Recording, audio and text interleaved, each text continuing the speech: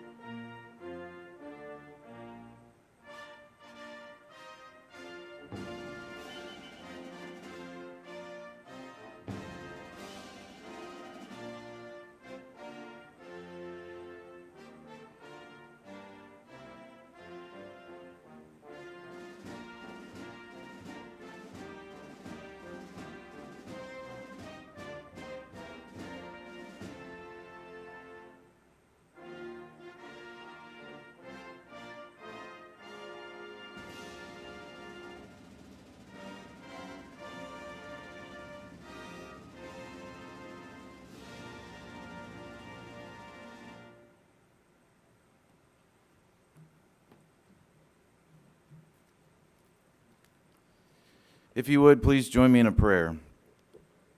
Almighty God, creator of the ends of the earth and the maker of the vast heavens, we stand before you today to celebrate a threshold crossed. We thank you for these graduates who have mastered the rigors of flight, proving themselves worthy of the wings they will now wear. Your word promises that those who hope in the Lord will renew their strength and soar on wings like eagles. As some remain in the training environment at Vance and others transition to the skies of global operations, remind them that if they rise on the wings of the dawn or settle on the far side of the sea, even there your hand will guide them, and your right hand will hold them fast. We ask that as these pilots take command of their aircraft, you grant them absolute clarity of mind, split-second wisdom, and the courage of true airmen. Go before them in every flight, for you have promised that you will never leave or forsake those who trust in you. Bless the families who have shared the burden of this training and whose love has sustained them. May these new wings fly in defense of the vulnerable and stand as a shield for peace.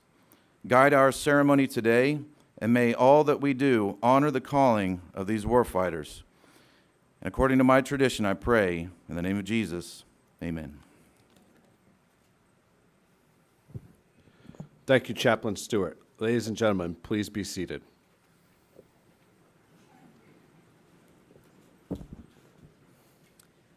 Today, 22 officers will receive their wings.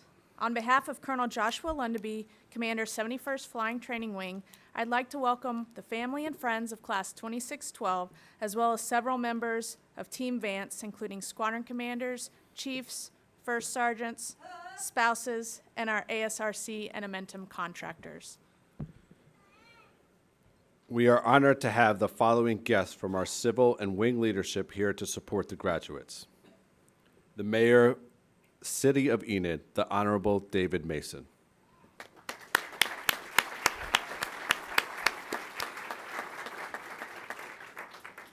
The Command Chief, 71st Flying Training Wing, Chief Master Sergeant Chastity Hurt.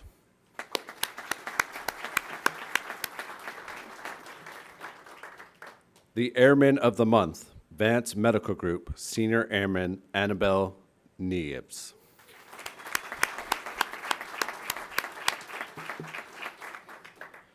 The Deputy Commander, 71st Flying Training Wing, Colonel Sean Jones.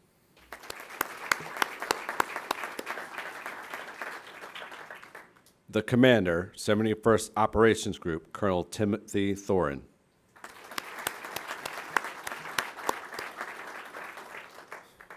The Commander, 71st Mission Support Group, Colonel Benjamin Jans and his spouse, Nancy.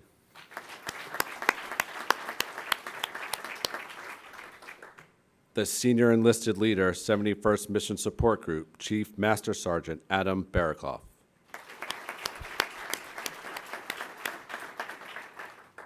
The Commander, Vance Medical Group, Colonel Key Latimer.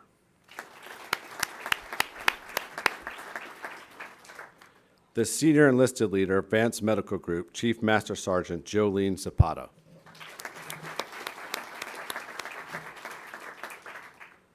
We are also honored to have the following distinguished visitors as special guests of Class 2612. Please stand or wave your hand to be recognized. On behalf of Captain Aaliyah Tate, her spouse, Major Jacob Tate, graduate from Vance UPT Class 1807.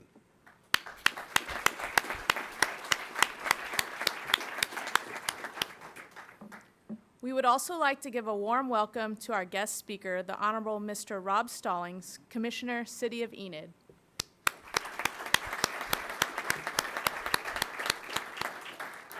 And the Commander, 71st Flying Training Wing, Colonel Joshua Lundaby. Ladies and gentlemen, Colonel Lundaby.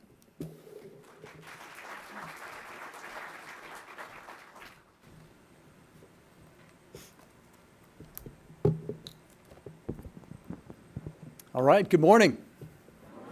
Welcome to graduation. Welcome to Enid America to many of you. Maybe your first time coming here. We appreciate you all making the trip out. It is an exciting day here in Enid America as we celebrate our graduates, 2612. Big deal. A couple thank yous. Mayor Mason, Thank you, as always, for all the support coming out here. We got to be careful. We got Mr. Stallings up here. We might get a quorum here real quick, so we'll be careful and watch the door who comes through there as well. But really appreciate, again, everything that the City of Enid does for Vance Air Force Base. We got a couple new folks as well, so I was just thinking about that as I was sitting up here. Chief Hurt, Major Latimer, and Zapata, Chief Zapata. First time I'm actually meeting her right now. So she is that brand new. And I was on a little bit of leave. So I heard the name. I'm like, oh, she's here. Perfect. So anyways, we're in the midst of swap out here at Vance Air Force Base. So a whole new crop of leaders helping us to produce pilots here. Big deal. So to all the members of Team Vance, we have a few kind of sprinkled across the audience here. Welcome and thank you. Today would not be possible without all the support from you and your airmen. These new pilots who've made it here would not have been here without the commitment to excellence that each one of the members of Team Vance displayed. And that goes across every one of our career fields. Therefore, I'd like to recognize, kind of on behalf of Team Vance, our Airman of the Month, Senior Airman Annabelle Nieves, right over here. Can we give her a round of applause?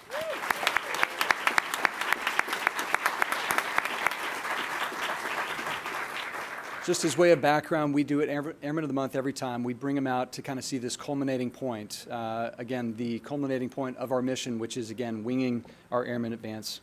A big welcome to all our service members and veterans that are here with us today. Thank you for your service and setting the example for those that are in the front rows. To all the family and friends of Class 2612, welcome to today's ceremony. You provided our graduates the principles, the moral compass, and the work ethic that helped them make it through this demanding program. Thank you for everything you've done to get them to this point and being here with us today to help celebrate this really important milestone. Can we please give a big round of applause to all of our graduates here today?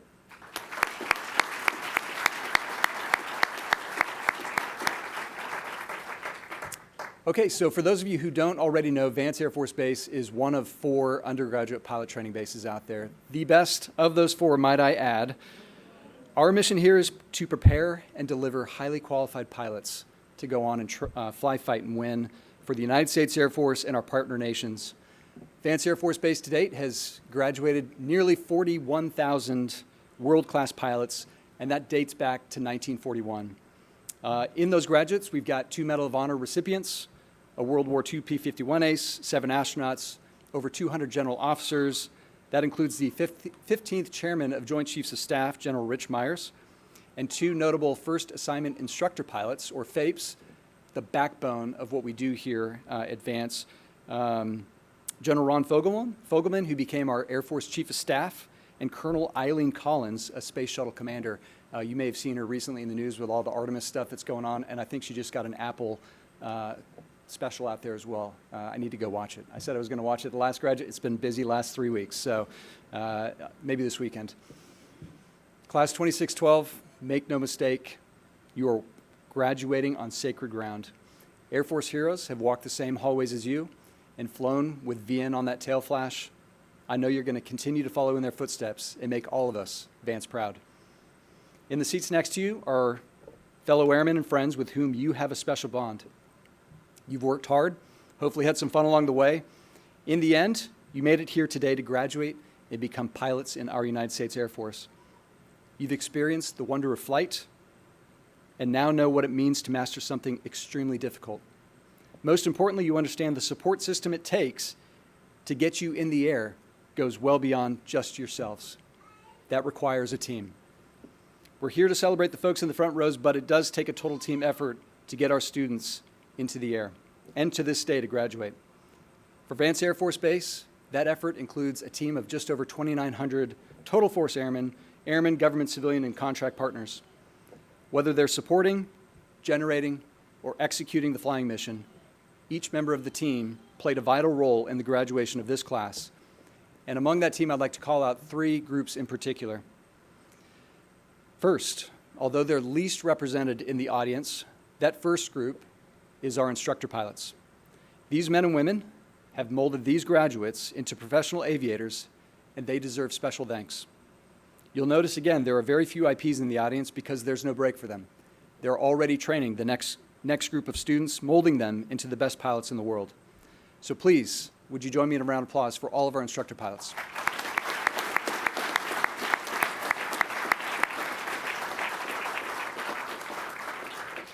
The second group is our amazing team of professionals that maintain the aircraft. If you didn't already know, pilots were pretty good at breaking airplanes. We've got a really good team that gets those airplanes fixed and back into the air. So I want to make a big shout out to our MAQ, our Momentum teammates that fix, repair, and get those airplanes back into the skies. And that's nearly 200 aircraft across Vance Air Force Base. Can we please make a little bit of noise for our maintainers?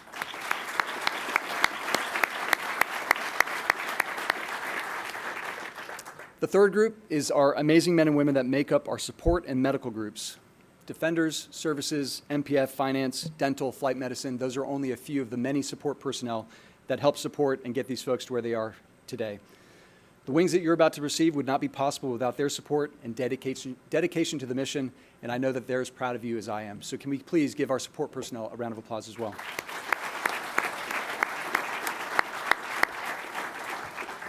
So on behalf of all those folks, on behalf of all of Team Vance, I want to say congratulations and welcome to the family of military aviators. It is now my distinct privilege to introduce our guest speaker for today's graduation ceremony, Mr. Rob Stallings. He's a prior Vance instructor pilot and currently the Ward 5 Commissioner in Enid, Oklahoma.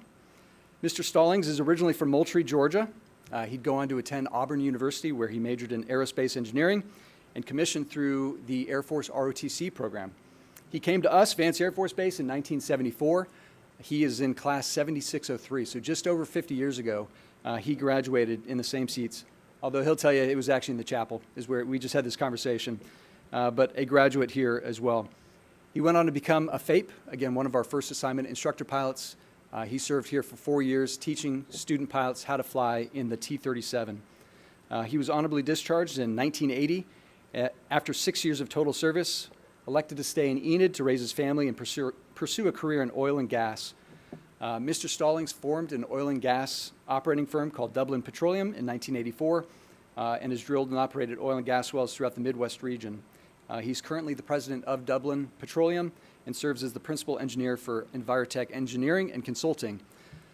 I'll also add, last month, he was named by the Enid City Chamber of Commerce as the Citizen of the Year, and I'll tell you that's based on all the service that he has done for our nation, wearing the uniform, and then going on and doing just a whole lot for the city of Enid. And again, just how tightly bound we are with the city is impressive, and it's unlike anywhere else in the United States Air Force. So please, if you would, join me in welcoming Enid's very own and our very own Mr. Rob Stallings.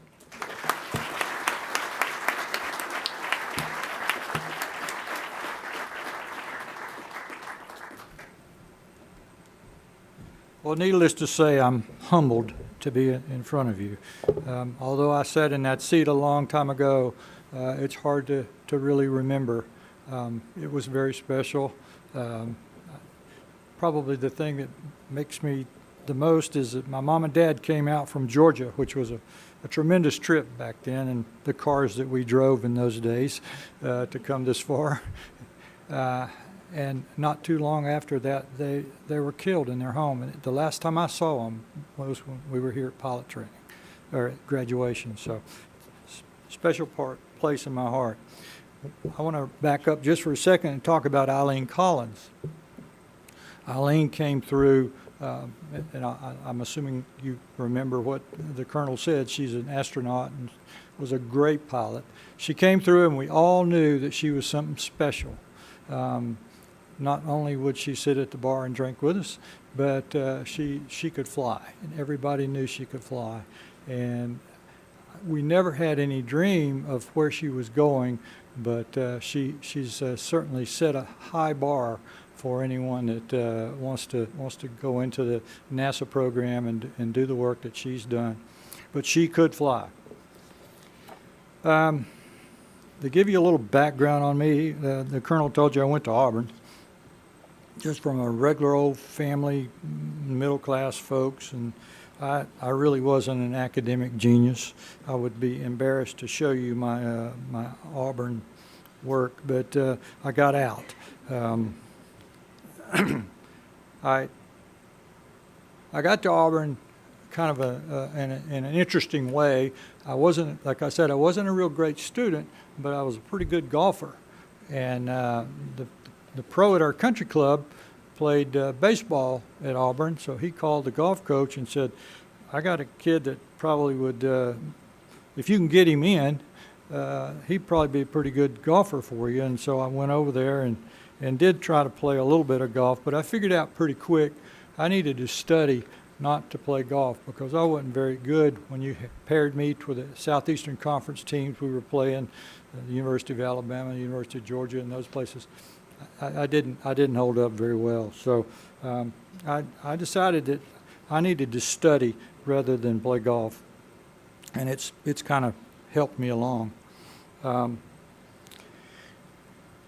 ended up in a private dorm at Auburn. They didn't have a lot of men's housing. Had all these beautiful places for the sorority girls, but there were no men's dorms. So people had built private dorms and made money off of it. And I got a roommate just out of a random draw. And after a couple days, he was a sophomore. He was a year ahead of me. And he said, how well do you do with your academics? And I said, well, let's just say that if I hadn't had the golf coach helping me, I wouldn't have got into Auburn. He said, yeah, I kind of sensed that. Well, I'm going to help you learn. I'm going to help you learn to study. And he did. And he was an aero major, and he talked me into becoming an aero major. And I said, sounds kind of high level to me. And he said, oh, you'll do fine. You like airplanes. And we all had to be in ROTC. At land-grant universities back in that day, if you were in a land-grant university for 2 years, you had to be in ROTC, one of the branches. It was compulsory. So we were all there. You should have seen the drill field when we all got out there on Tuesdays every month and marched, pass and review. The football players, it was quite a sight to see the football players because they had to do it too. Even though they were on scholarships and maybe in a Heisman Trophy winner, for the first 2 years they had to take ROTC. But I managed to finally figure out how to study, and things were going pretty good till the December of 1969. Any of you know what happened in December of 1969? The Selective Service had a draft. Okay, they pulled numbers out of a hat. We're all sitting in the fraternity house, drinking beer, thinking this is going to be a long night, but we're not worried. Number 21. Right here. So what does that mean, number 21? That means that no student deferment. I'm going to the military. They're going to come get me if I don't do something different. So we were all, like I said, we were all in ROTC. So I went down to the ROTC detachment and talked to the sergeant. No use trying to talk to the officers. They didn't know anything about it. But the sergeant said, tell you what, he says, you're an engineering major, and you've done okay so far. Said, if you'll sign up for the advanced ROTC and be a pilot, I'll give you a scholarship. And about that quick, I said, sign me up. So that's kind of the way I got to where I am today, is that that lottery in 1969 changed a lot of our lives. I know the draft is a little different today. I don't even think there is a draft today, but as you remember, we were getting into the front end of the Vietnam conflict. There was a lot going on in the military in 1969. Well, while I was going to college, I didn't have a lot of money, and they had a work-study program that the engineering students could partake of, and I went down there and signed up, and I ended up at Lockheed Aircraft Corporation in Marietta, Georgia. At that time, Lockheed was building C-5As, Galaxies, and doing rework on the C-130s. And as a co-op student, we were allowed to work in the different areas, and I learned a lot about airplanes and how airplanes are built, especially big airplanes. During my lunch break, I would go down on the production line, and the C-5s, they had 4 C-5s tail to nose, lined up through there, and they just kind of move through there as they complete them. And I'd go find the one that was looked like it had the most. It was the closest one to going out the door. I'd go up and get in the cockpit and sit there in the seat and just dream about what it would be like to fly a military airplane. But I learned a lot. I learned how to shoot rivets. I learned how to buck rivets. I learned the mechanics of it. And later on, after I finished my degree and was waiting to come on active duty for the ROTC, there was a backlog. We graduate, and I don't know how it works now, but I had to wait about 8 months after I graduated before I got to come on active duty. Lockheed let me come back and work as a structural engineer. I had an engineering degree in aerospace engineering, and so that worked out good. I learned a lot about airplanes in that point in time. Finally got that coveted UPT orders to come to Enid, Oklahoma. I'm in the southeast. I just almost didn't know where Oklahoma was, much less Enid, Oklahoma. But I got out, ran McNally, and I figured out how to get here, loaded my wife up, and she was not particularly impressed that we were going to Oklahoma. And we came this way. I still remember the first night like it was, we drove into town. It's about 5 o'clock in the afternoon. We go out here to the queue. We got a little dog with us. We pull up to the BOQ thing and got out and talked to the guy, and he said, well, you got a dog, you can't stay. I said, we can't stay. I said, where are we going to stay? He said, well, you go downtown, find your hotel room. So I turned around, went back up the road to Trail Motel. Everybody know where the Trail Motel is? A dump. It was a dump then, but it had a room. So I got a room at there. My wife really wasn't impressed so far. That morning after breakfast, or right before we went to eat breakfast, I went down to get a cup of coffee in the office, and I ran into the guy, kind of looked like me except had red hair. And I said, well, what's going on? He said, well, I'm here for pilot training. I said, well, I am too. And his name was Bruce Java. So Bruce went on to tell me, he said, I just got out of the Army. He was enlisted in the Army, been in Vietnam, had tremendous amount of Huey time in Vietnam, gunship time, a lot of experience. We worked together. He flew T-37s with me, and then he got picked up to go to F-16s when he did his assignment in T-37s. And after he got through F-16s, he ended up being a Thunderbird. And today we still talk. We have a group of guys that were just like you, pilot training buddies, and about once a month we get together on a group call and talk about how good things were back in the old days. They're going to really get a kick out of the fact that you guys let me come up here and rattle a little bit. So I got 1,000 hours flying a T-37 with a final stint in the Wing Stanley Val, which is a little different than you have now. It was a separate division, but then I got involved in the community. The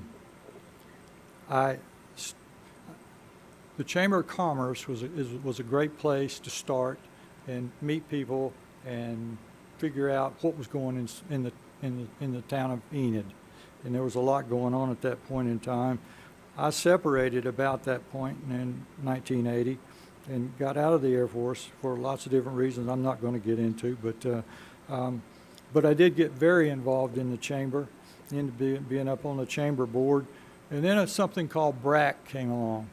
Does that acronym mean anything to you guys? Base alignment. That's when they were shutting down military bases. Well, the people of Enid during the BRAC days went nuts. They were scared to death that this military base here was going to be closed. And we didn't know any different. We went to Washington and met with our congressional delegation, and the BRAC process was all kept really tight under wraps. Now, we knew we had a good base here, and we thought everybody else knew it, but we were still worried. And we worked really hard to do everything we could do to get information to the BRAC group. The BRAC group was so secretive back in those days, they wouldn't even tell you what building they were in Washington, because we'd go up to Washington to try to find them and talk to them. And we would just leave packages of information at doors of buildings they told us they might be in. So we just tried the best we could. In 1987, a group of the city fathers showed up in my office to ask me to run for city commission. They only knew me because I'd been involved in the BRAC process and helping through that. And I didn't have any experience or knowledge about what being a city commissioner even meant. And I really didn't think I would win. And I told them no several times when they kept coming back. But I did get elected. And I served a 4-year tour back in the 90s. And we worked hard. We obviously didn't get closed. But we went through that process a couple of times. There's been a couple of BRAC rounds. But what we do know is this is a great base because of people like you, the people that run this place. It's all done well, and you stand tall when you stack us up against the other bases of our like in the Air Force.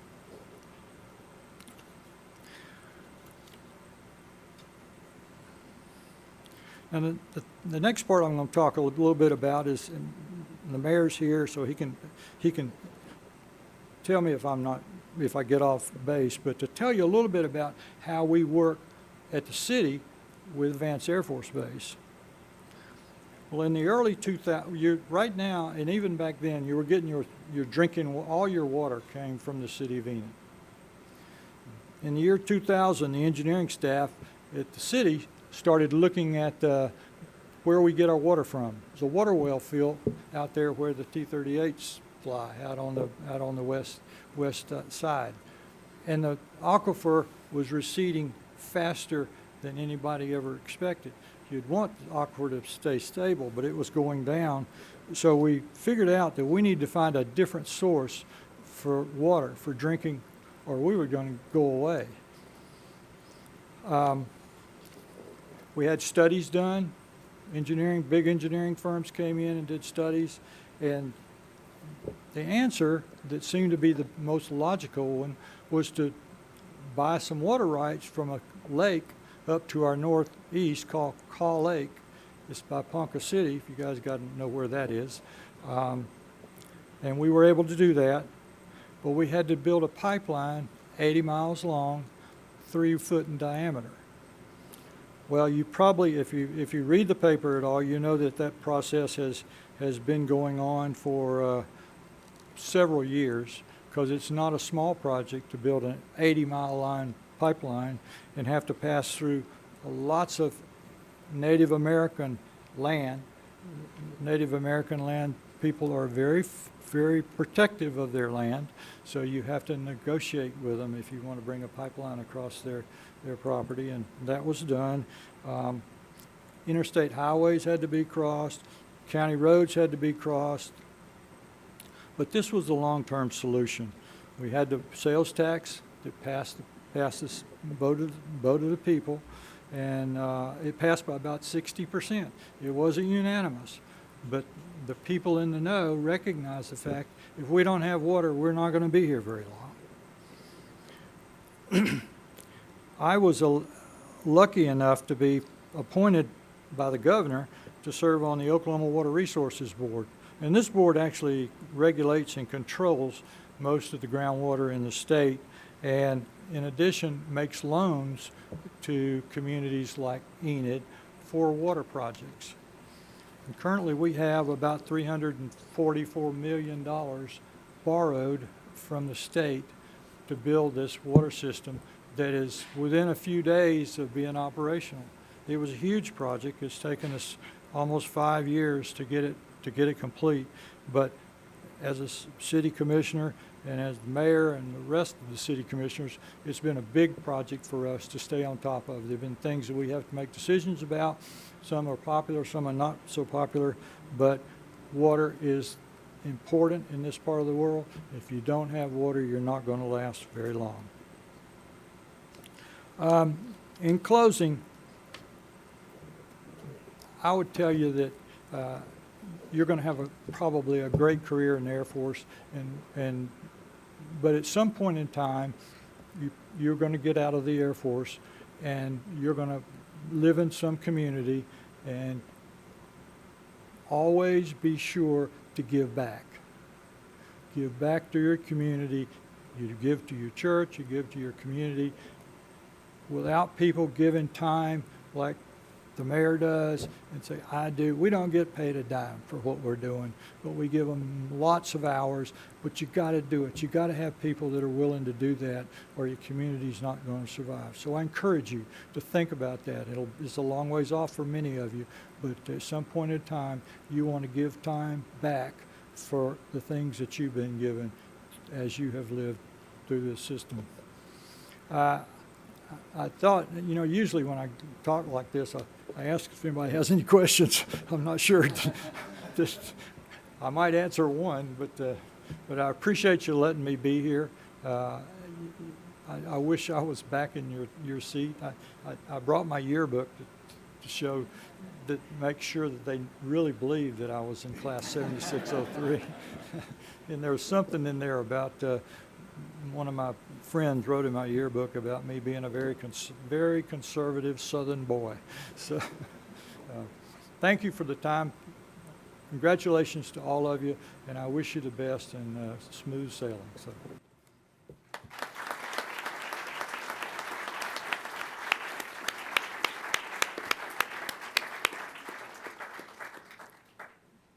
Thank you, Mr. Stallings. Major Robinson from Class 2612 would like to present you with a small token of appreciation for being part of this special occasion.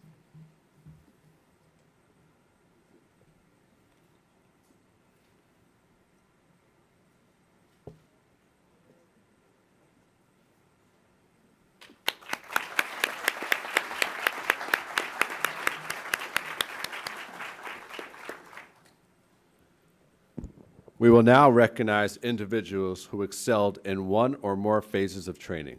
The new pilots competed for academic, leadership, and flying training awards, as well as the top wingman, distinguished graduate, and the coveted AETC Commander's Trophy. Each phase of training was carefully weighed, and only a slight margin separated the top performers. Families and friends, please come down and take photos as your graduate receives their awards. Please be mindful of the Public Affairs Officer, Sarah, that will be taking the official photos during this time. Colonel Latimer will present the Academic Excellence Award to the pilot whose overall academic test averages exceeded those of their peers.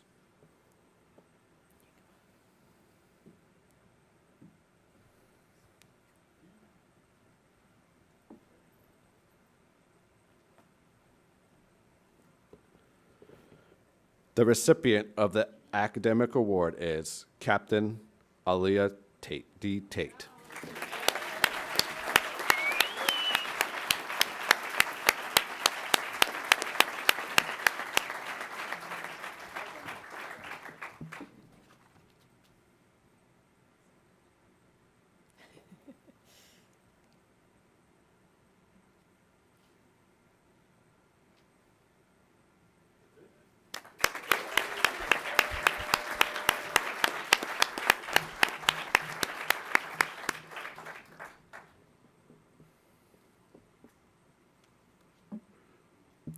Colonel Jans will present the Leadership Award.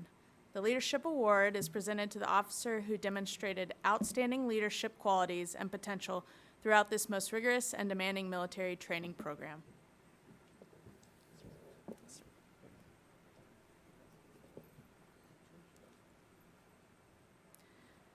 The recipient of the Leadership Award is Captain Taylor E. Geisen.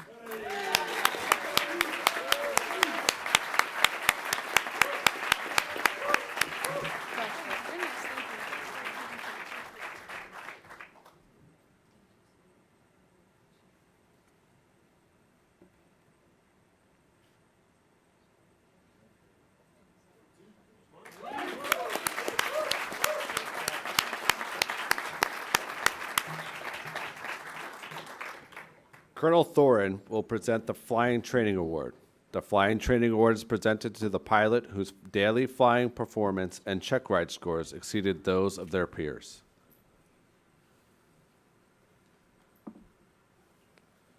The recipient of the Flying Training Award is Second Lieutenant Grayson J. Bertania.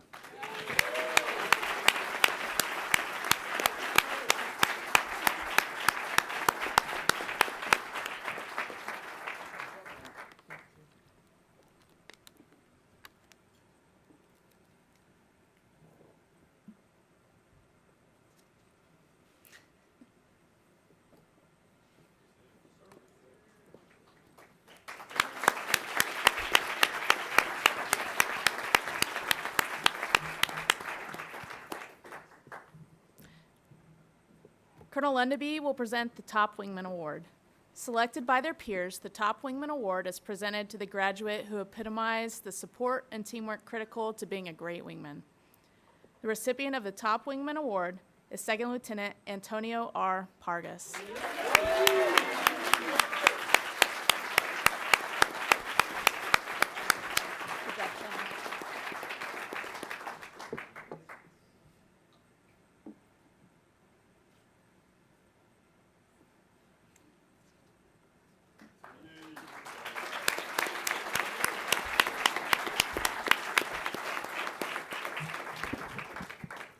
Colonel Lundaby will present the distinguished graduates. To be selected for this honor, a student must maintain an exceptionally high average in all phases of training and finish in the top 10% of the class.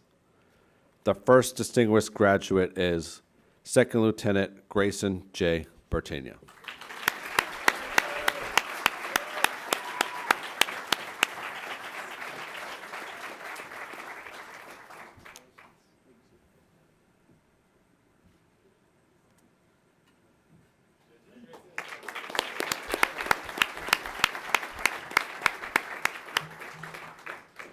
The second distinguished graduate is Second Lieutenant Arthur J. Renagi.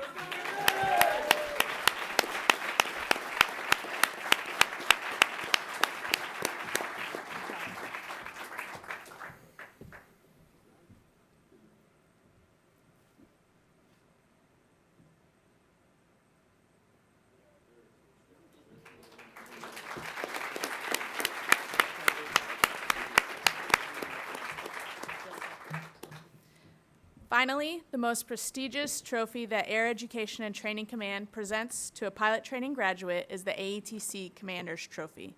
The pilot excelled in both flying and academics and demonstrated the initiative and leadership qualities essential to the professional Air Force officer. Additionally, they personify the tenets of the Order of the Dedalians, a group dedicated to military aviation, personal integrity, and patriotism.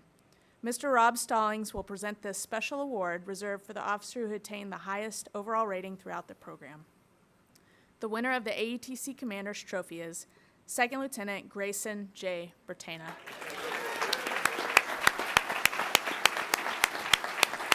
Good job, Grayson.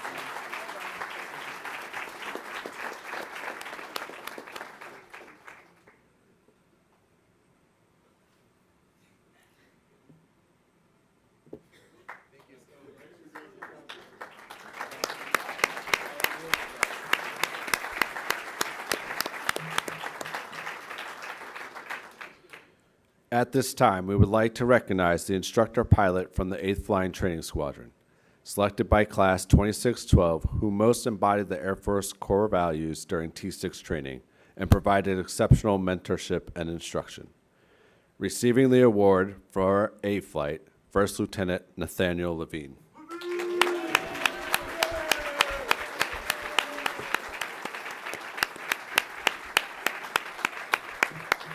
Good job.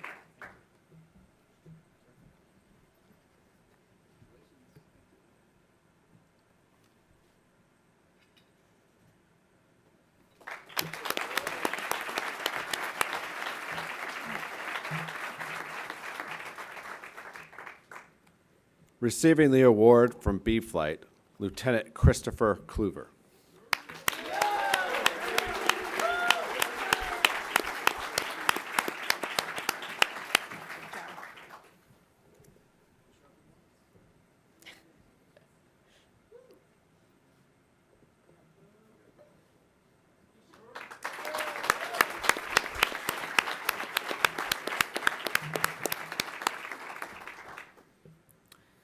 We'd now like to take a moment to recognize our international students who are graduating with us today. For these students, pilot training represents unique challenges that push them to their limits.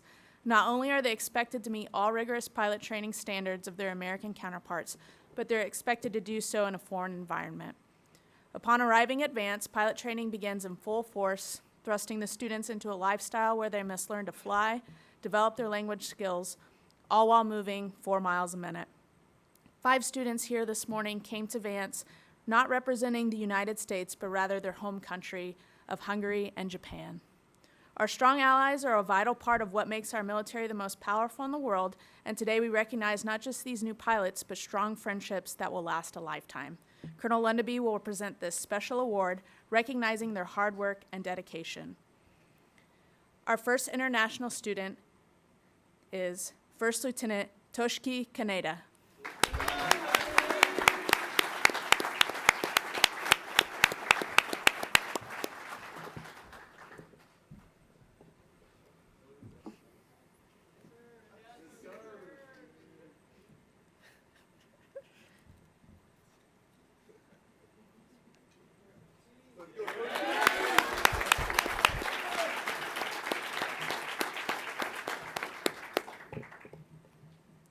Our second international student is First Lieutenant Taro Naigayasu.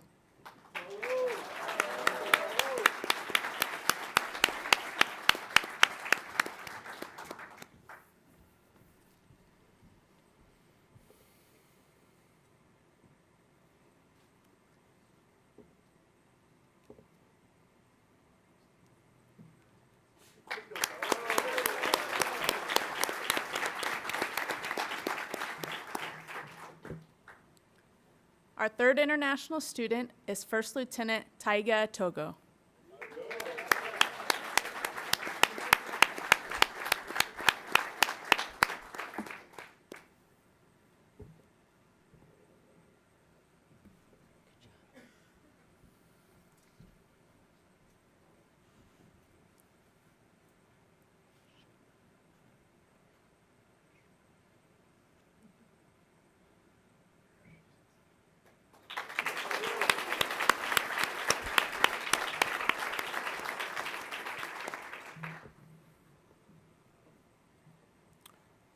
Our fourth international student is Second Lieutenant Milan Yoja.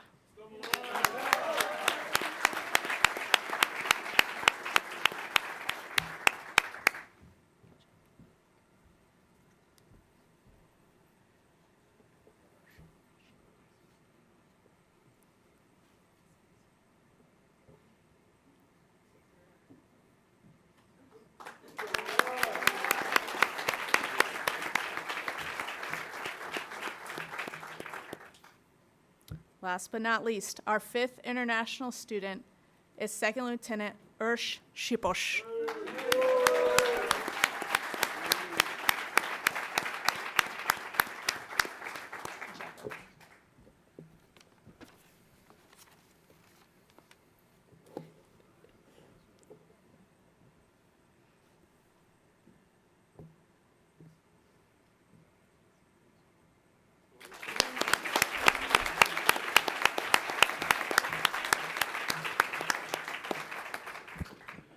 This concludes the awards portion of the ceremony. And now the time that we have all been waiting for. Colonel Lundeby will formally present the diplomas and pilot wings to our graduates. As they exit the stage, they will receive a commemorative coin with their unique graduation number from the 71st Student Squadron First Sergeant, Master Sergeant Christina Annabelle. The new pilots' families and friends are invited to pin on the Air Force wings following the graduation ceremony.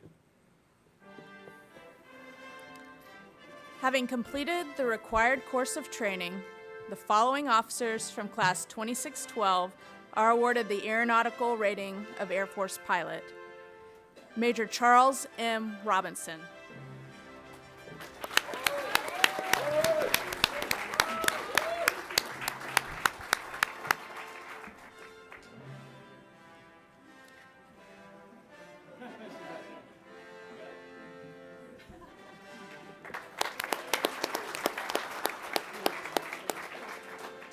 Captain Taylor E. Geisen.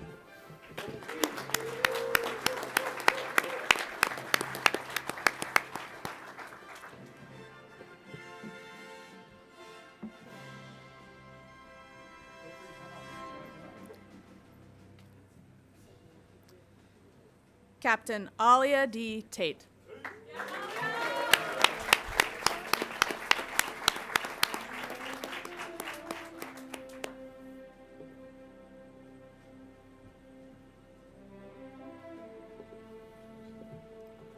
First Lieutenant Toshiki Kaneda.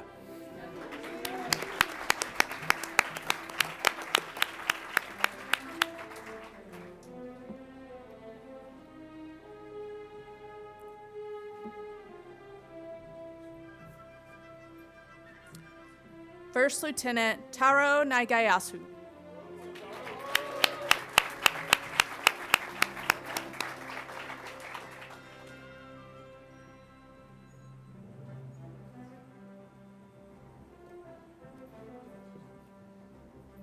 First Lieutenant Taiga Togo.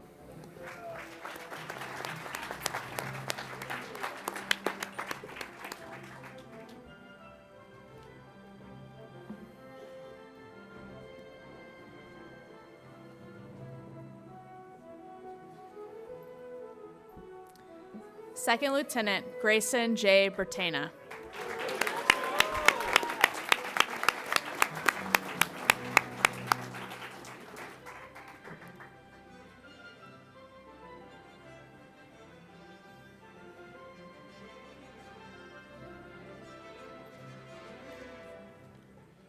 Second Lieutenant Reed D. Eddington.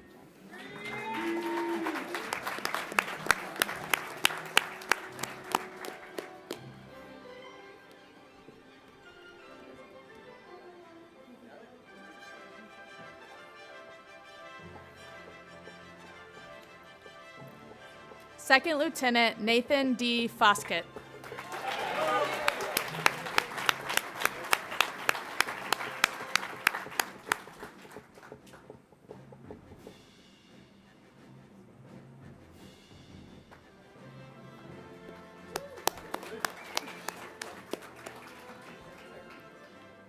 Second Lieutenant Molly H. Gibson.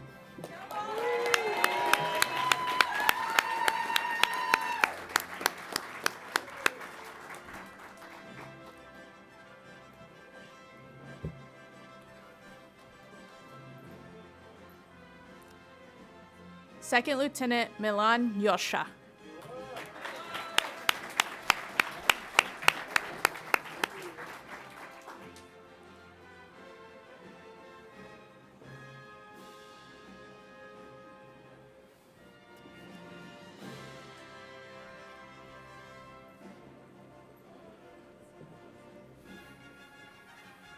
Second Lieutenant Julian L. Kimsey.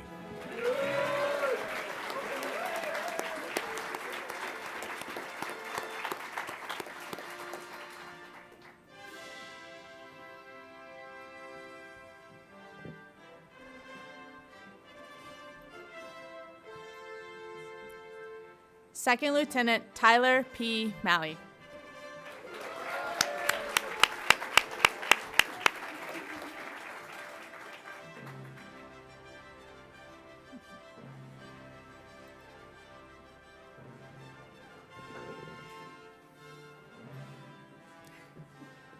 Second Lieutenant Keishley Medina Sanchez.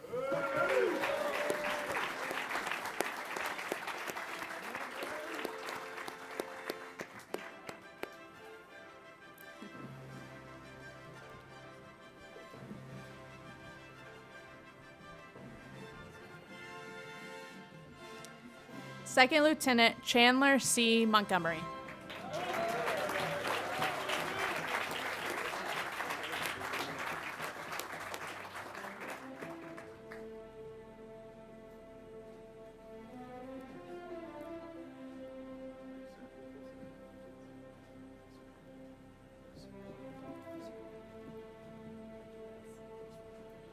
Second Lieutenant Zachary S. Naden.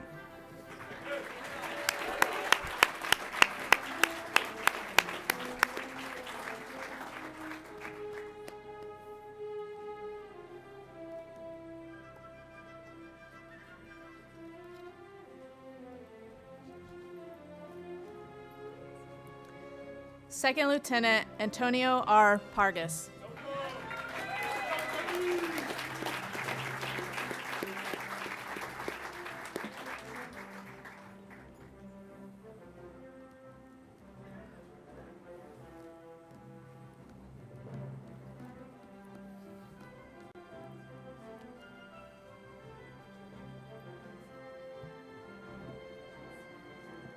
Second Lieutenant Koa M. Rosales.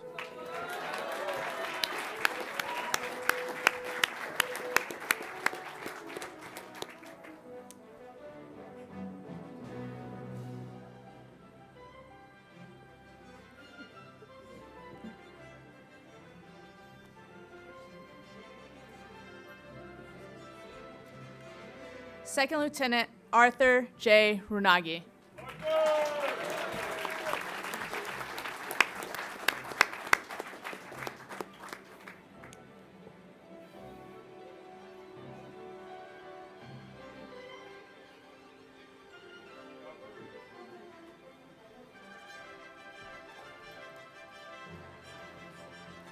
Second Lieutenant Urs Shipos.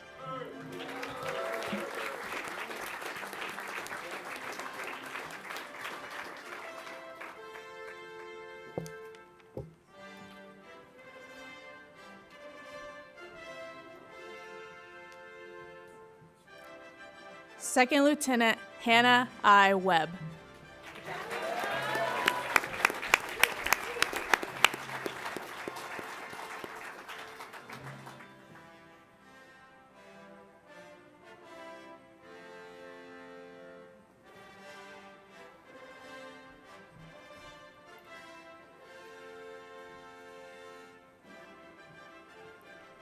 Second Lieutenant Zachary C. Yekta.